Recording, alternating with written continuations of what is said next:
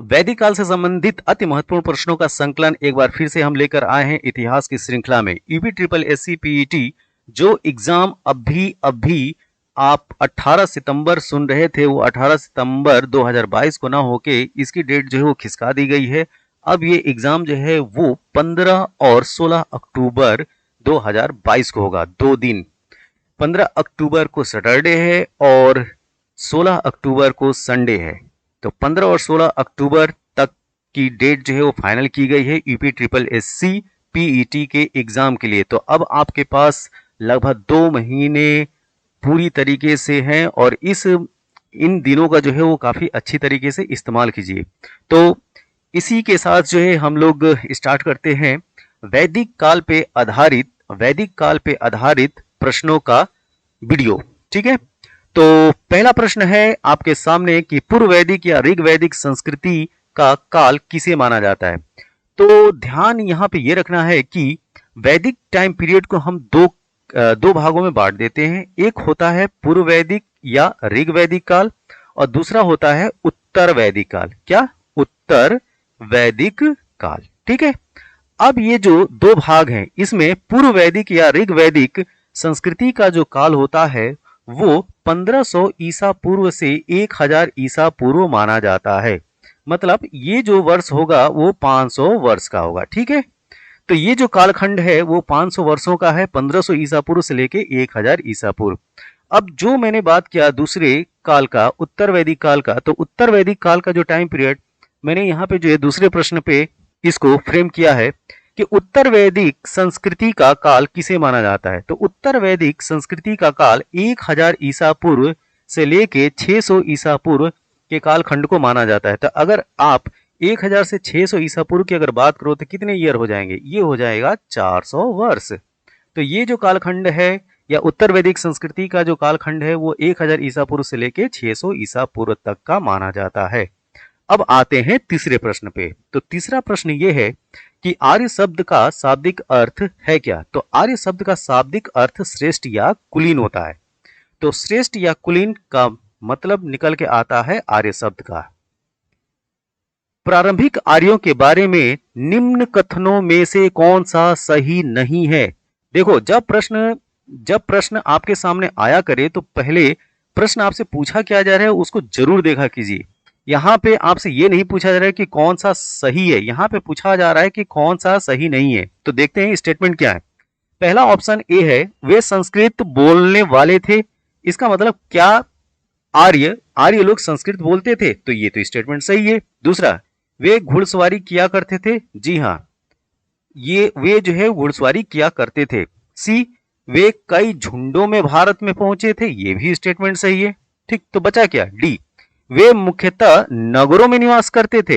ये गलत है स्टेटमेंट, ध्यान दीजिएगा। इससे पहले जब हम सिंधु सभ्यता पर आधारित प्रश्नों का संकलन लेके आए थे तो सिंधु सभ्यता के बारे में हमने बताया था कि वो वहां पे जो है वो नगरीय व्यवस्था थी। तो अर्बन सेटलमेंट हुआ करता था हड़प्पन सिविलाइजेशन में, लेकिन आर्य या वैदिक टाइम पीरियड की अगर हम बात करें तो वो नगरीय व्यवस्था ना होके ग्रामीण व्यवस्था थी। ठीक, और इनका प्रमुख जो व्यवसाय था वो पशुपालन था। अब आते हैं अगले प्रश्न की तरफ। इसमें अगला प्रश्न ये है कि इनमें से किस फसल का ज्ञान वैदिक काल के लोगों को नहीं था। फिर पूछा जा रहा है कि नहीं था। ठीक है, तो वो जौ के बारे में जानते थे, वो गेहूं के बारे में जानते थे, वो चावल के बारे में जानते थे। जो नहीं जानते थे वो तंबाकू के बारे में नहीं जानते थे। ठीक, ये अच्छा हुआ कि अगर वो तंबाकू के बारे में जानते तो उस कालखंड से वो तंबाकू का सेवन स्टार्ट कर देते। तो ठीक है, तो क्या नहीं जानते थे? वो तंबाकू। तो ये याद रखिएगा। तो इस प्रश्न के हिसाब से जो सही उत्तर होगा वो होगा तंबाकू। ओके, उत्तर वैदिक काल के वेद विरोधी और ब्राह्मण विरोधी धार्मिक अध्यापकों को किस नाम से जाना जाता था। तो उस समय इनको श्रमण के नाम से जानते थे। क्या? श्रमण। ध्यान दीजिए, यहां पे जो श्रमण का मतलब ये होता है श्रम आधारित, अर्थात जो श्रम की प्रधानता व्यक्त करता हो या श्रम में विश्वास करता हो। श्रम मतलब लेबर। तो अगर आप उत्तर वैदिक काल के बाद की बात कीजिए तो जैन धर्म, बौद्ध धर्म का समावेश होता है। उसके बाद जैन धर्म और बौद्ध धर्म की फिलॉसफी आती है, उसके दर्शन आते हैं, उसके विचार आते हैं। तो इनके विचारों का जो आधार होता है वो श्रवण होता है। क्या होता है? श्रवण। तो ये जो है वो कर्म की प्रधानता, कर्म कर्म को प्रधान मानते हैं और इन धर्मों को जो है वो श्रवण भी बोला जाता है। तो यहाँ पे वहाँ उधर हम न जाके पहले यहाँ पे हम ध्यान रखें कि उत्तर वैदिक काल के वेद विरोधी और ब्राह्मण विरोधी धार्मिक अध्यापकों को किस नाम से जाना जाता था? तो है श्रमण। और यहाँ पे एक चीज और याद रखिएगा कि जैन धर्म और बौद्ध धर्म ये दोनों जो है वो वेद विरोधी थे। नेक्स्ट, वैदिक गणित का महत्वपूर्ण अंग है। वैदिक गणित का महत्वपूर्ण अंग है क्या? सुल्व सूत्र। ये याद रखो, सुल्व सूत्र जो है वैदिक गणित का महत्वपूर्ण पार्ट है, अंग है। किस वेद में प्राचीन वैदिक युग की संस्कृति के बारे में सूचना दी गई है? किस वेद में प्राचीन वैदिक युग? तो प्राचीन वैदिक युग आपका वर्णन कहां पे मिलेगा? जो सबसे प्रथम वेद है, तो प्रथम वेद क्या है? ऋग्वेद है। सबसे पुराना ऋग्वेद है, तो आपको ऋग्वेद में इसकी जानकारी मिलेगी। निम्नलिखित में से उत्तर वैदिक काल में लिखे गए ग्रंथों का सही क्रम कौन सा है? तो ध्यान दीजिएगा, सबसे पहले जो है वो वेद की रचना हुई, वेद की रचना के बाद ब्राह्मण, ब्राह्मण के बाद अरण्यक और लास्ट में उपनिषद की रचना की गई। तो क्रम क्या होगा? वेद, ब्राह्मण, अरण्यक और उपनिषद। उत्तर यहाँ पे कौन सा सही है? ए। नेक्स्ट, वेदों की संख्या कितनी है? बहुत ही आसान प्रश्न है। वेदों की संख्या जो है वो है 4। नेक्स्ट, कौन से 3 वेद संयुक्त रूप से त्रयी या वेद त्रयी कहलाते हैं? तो जो शुरू के जो 3 वेद हैं वो ऋग्वेद, यजुर्वेद और सामवेद। इन तीनों को मिला के हम वेद त्रयी या त्रयी के रूप में जानते हैं। इन सब में जो अलग है वो अथर्ववेद है। ठीक है, तो वेद त्रयी अगर आपसे पूछा जाए तो 4 वेदों में अथर्ववेद को निकाल लीजिए, जो बाकी के 3 वेद बचे ऋग्वेद, यजुर्वेद और सामवेद, उनको हम वेद त्रयी बोलते हैं। भारत के राज चिन्ह में प्रयुक्त होने वाले शब्द सत्यमेव जयते। सत्यमेव जयते हम लोग देखते हैं ना, राज चिन्ह में जो है सत्यमेव जयते लिखा रहता है, किस उपनिषद से लिया गया है? तो याद रखना, मुंडक उपनिषद से लिया गया है। किससे? मुंडक उपनिषद से। ऋग्वैदिक आर्यों का मुख्य व्यवसाय क्या था? अभी इससे पहले के जो प्रश्न थे उसमें मैं जिक्र कर चुका कि ऋग्वैदिक आर्यों का मुख्य व्यवसाय क्या था। तो उस हिसाब से यहाँ पे आप क्या मारेंगे टिक? यहाँ पे मारेंगे पशुपालन। तो ऋग्वैदिक आर्यों का मुख्य व्यवसाय क्या था? पशुपालन।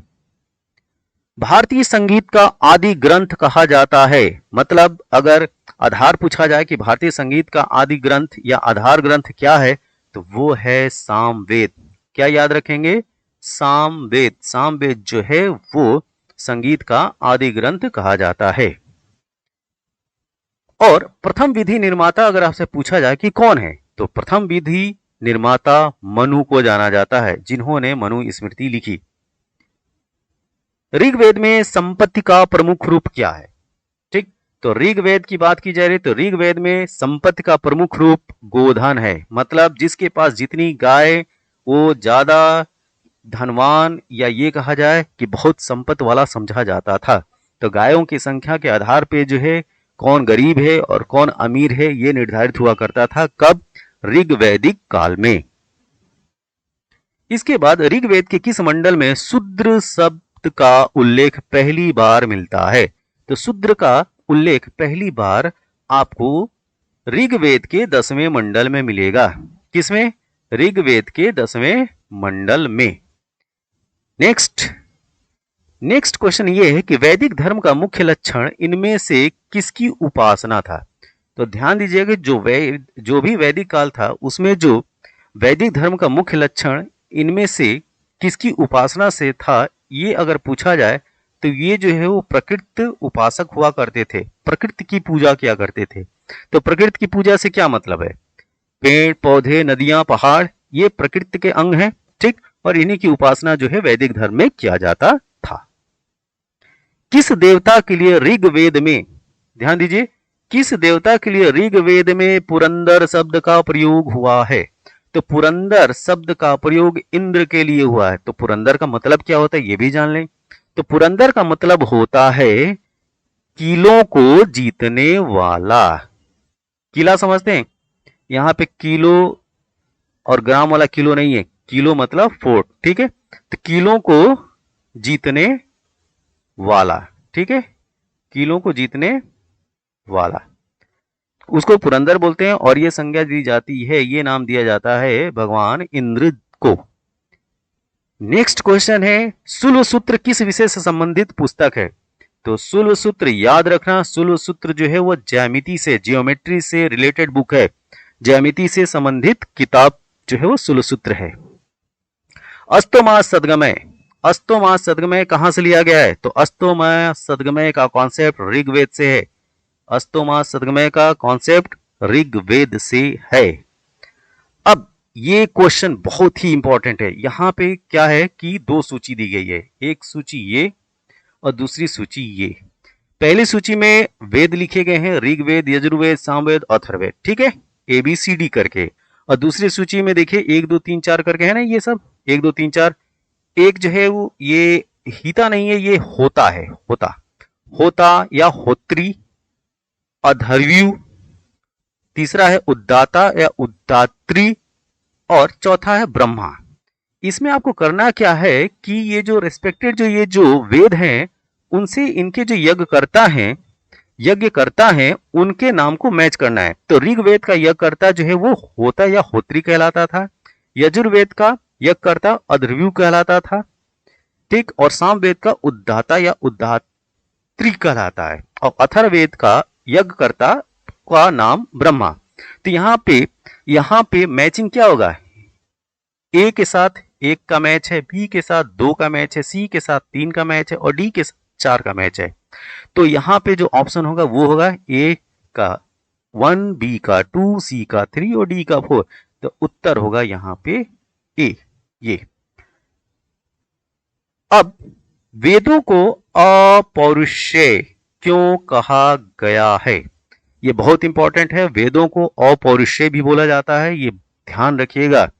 इस तरह के जो प्रश्न हैं वो मेरिट बढ़ाने वाले होते हैं, ये सबके पहुंच में नहीं रहते हैं। तो इस वजह से अगर आपसे पूछा जाए कि वेदों को अपौरुषेय क्यों कहा गया है या अपौरुष वेदों का दूसरा नाम है, तो क्यों है ऐसा? इसलिए कि अभी इस शब्द को देखिए, अपौरुष लिखा है ना, मतलब पुरुष के अलावा, ठीक।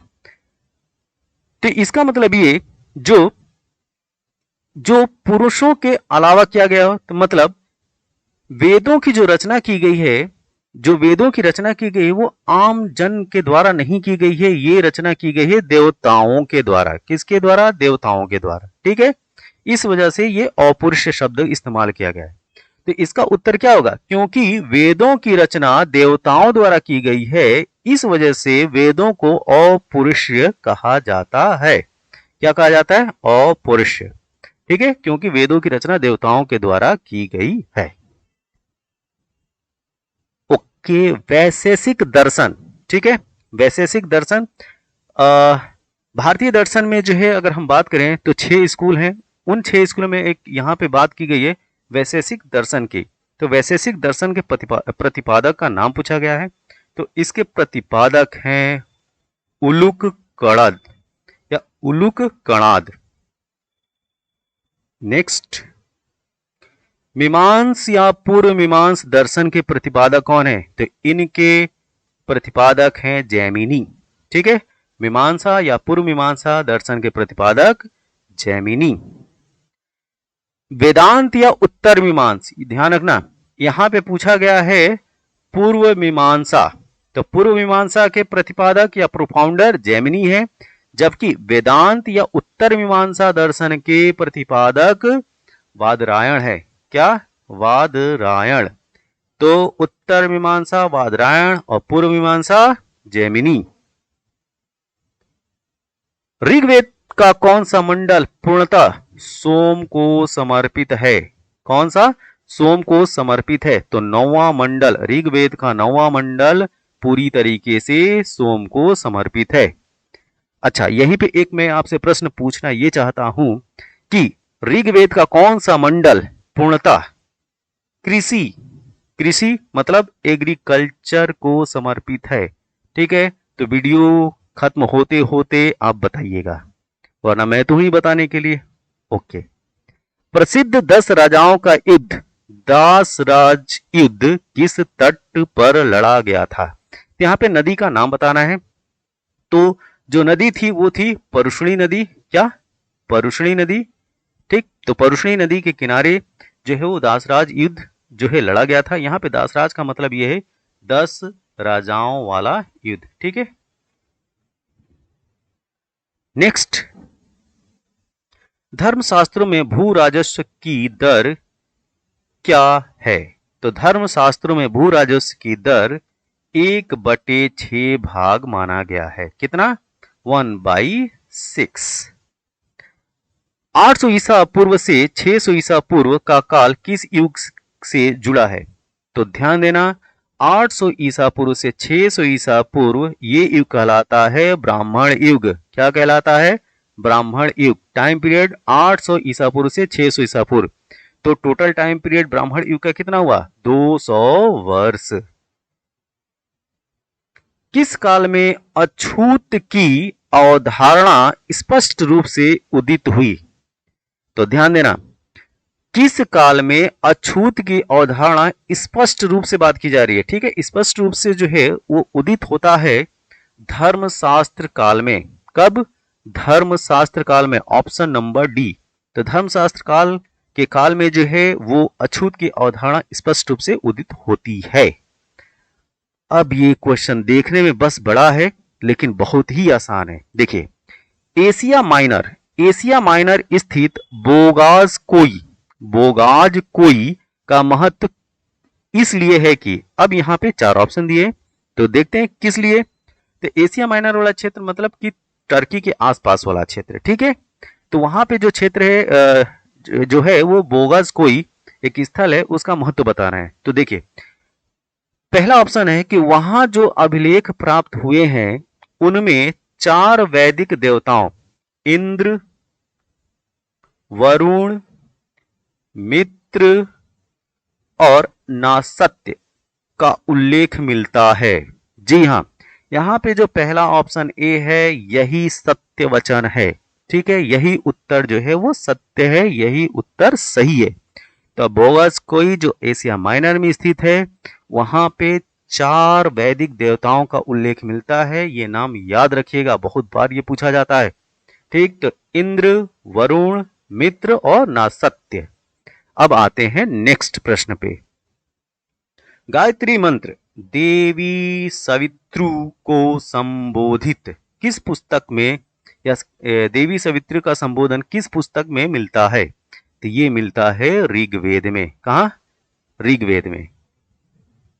न्याय दर्शन को प्रचारित किया था, तो न्याय दर्शन को प्रचारित करने वाले शख्स का नाम था गौतम। ध्यान रखना, गौतम। ठीक है, ये पूछा जाए कि न्याय दर्शन के प्रोपाउंडर कौन है, उसके प्रतिपादक कौन है, तो उसका भी उत्तर क्या है? गौतम। नेक्स्ट, प्राचीन भारत में निष्क। ध्यान रखना, यहाँ पे प्राचीन भारत से मतलब जो है वैदिक काल का है, क्योंकि हमने जो स्लाइड लेके आए हैं हम लोग, या जो प्रश्न का जो संकलन है वो वैदिक टाइम पीरियड का है। क्योंकि मैं यहाँ पे जो निष्क शब्द जो पूछा हूं वो वैदिक टाइम पीरियड से संबंधित है। ठीक है, क्योंकि आगे चल के निष्क का मतलब जो है वो चेंज होता चला जाएगा। तो शुरू में निष्क का मतलब होता है स्वर्ण आभूषण। ठीक है, स्वर्ण आभूषण, सोने के आभूषण का वैदिक टाइम पीरियड में निष्क मतलब होता है, या निष्क का मतलब स्वर्ण आभूषण से है। बाद में अगर मौर्य गुप्ता टाइम पीरियड में आते हैं तो निष्क नाम से जो वो सोने के सिक्के प्रचलित होना स्टार्ट हुए। तो ये डिफरेंस जरूर याद रखिएगा कि निष्क की बात जो है वो किस टाइम पीरियड के लिए की जा रही है। तो यहाँ पे हमारा तात्पर्य जो है वो वैदिक काल से है। किसे? वैदिक काल से। नेक्स्ट, योग दर्शन के प्रतिपादक हैं, तो योग दर्शन के प्रतिपादक आप कैसे भूल सकते हैं? पतंजलि। ठीक, कौन योग सिखाता है? बाबा रामदेव। बाबा रामदेव की कंपनी का क्या नाम है? पतंजलि। तो उससे मतलब नहीं है पतंजलि।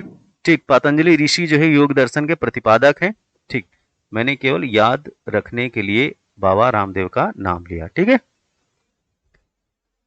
नेक्स्ट प्रश्न, उपनिषद पुस्तकें हैं, उपनिषद पुस्तकें हैं मतलब आपको बताना है कि उपनिषद पुस्तकें क्या वो धर्म पे आधारित हैं, कि योग पे आधारित हैं, कि विधि पर आधारित हैं, कि दर्शन पे आधारित हैं। जी हाँ, उपनिषद पुस्तकें दर्शन पर आधारित पुस्तकें हैं। ठीक, जो भी उपनिषद लिखे हैं वो फिलॉसफी है, दर्शन है। तो ये हमारा जो है वो विभिन्न तरीके के प्रश्नों का जो है संकलन था, जो कि वैदिक काल टाइम पीरियड से संबंधित थे। आपको ये प्रश्न कैसे लगे, और आगे जो हमारा नेक्स्ट वीडियो आएगा इस पे, इससे संबंधित जो कुछ इंपॉर्टेंट फैक्ट हैं वैदिक काल से, उन फैक्टों को संकलित करके हम नेक्स्ट वीडियो लेके आएंगे। फिर हमारा जो है बुद्धिज्म जैनिज्म पे वीडियो आएगा। तब तक के लिए धन्यवाद। Thank you. Good night.